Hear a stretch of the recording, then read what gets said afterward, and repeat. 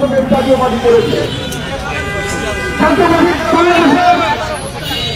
গণতন্ত্রকে হত্যা করে, গণতন্ত্রের মানদণ্ডকে নষ্ট করে, নতুন করে এই বাংলাকে সংস্কারের পথে যাওয়ার ছিল, তা কিন্তু দুরস্ত জাতীয় পার্টি করেছে।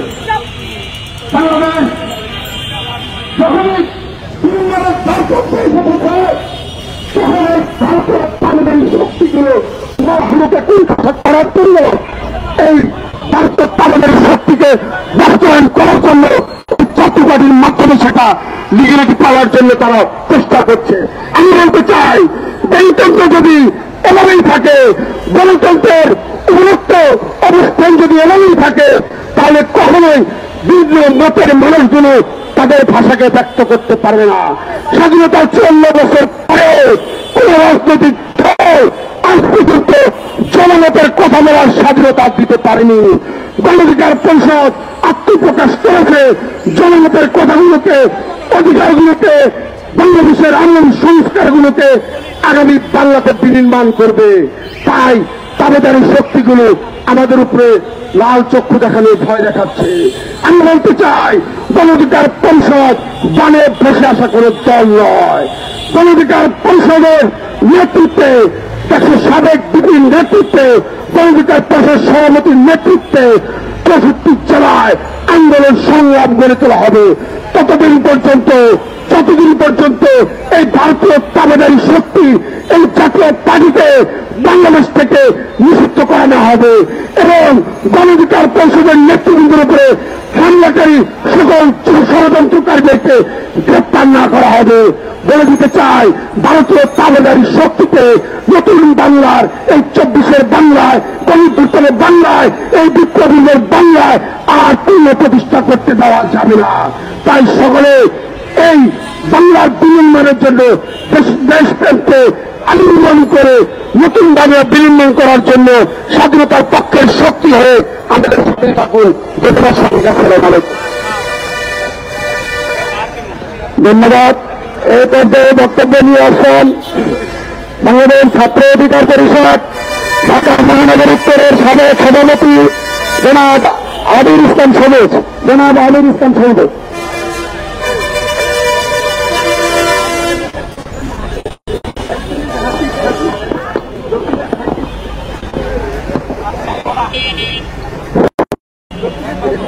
ধন্যবাদ। আজকে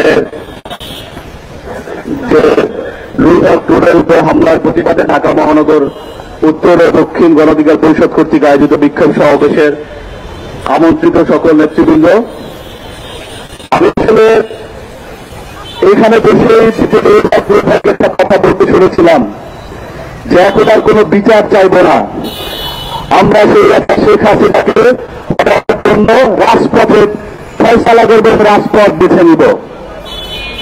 আমাদের গণঅধিকার পরিষদের সংগ্রামী সাধারণ সম্পাদক ঘোষণা দিয়েছেন যে 48 ঘন্টার মধ্যে যদি এই হামলার বিচার বা ফয়সালা না করা হয়, আমরা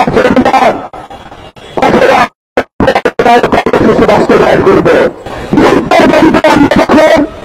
সংবাদ সম্মেলন করছিলাম, সেই সংবাদ সম্মেলনে কিভাবে এই সংবাদ সম্মেলন পেট্রোল বাহিনী, পুলিশ এবং সেনাবাহিনী কর্তৃক শিকার হয়েছে। আমরা বলতে চাই, আমরা আরেকটা বিষয় আপনাদেরকে সতর্ক করে দিতে চাই এবং শুধুমাত্র মনে করিয়ে দিতে চাই,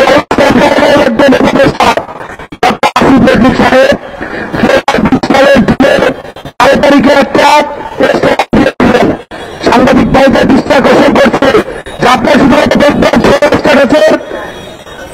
মাধ্যমে চেয়েছেন এবং ক্ষমতা করছেন। উনি বলেছিলেন বর্তমান বা সাবেক প্রেসিডেন্ট, প্রধানমন্ত্রী ও মন্ত্রীগণ চিকিৎসা নিতে বিদেশে যেতে পারবেন না। আমরা দেখি বর্তমান ক্যাবিনেটের স্বাস্থ্যমন্ত্রী বর্তমানে সে তার নিজের চিকিৎসার জন্য করছেন।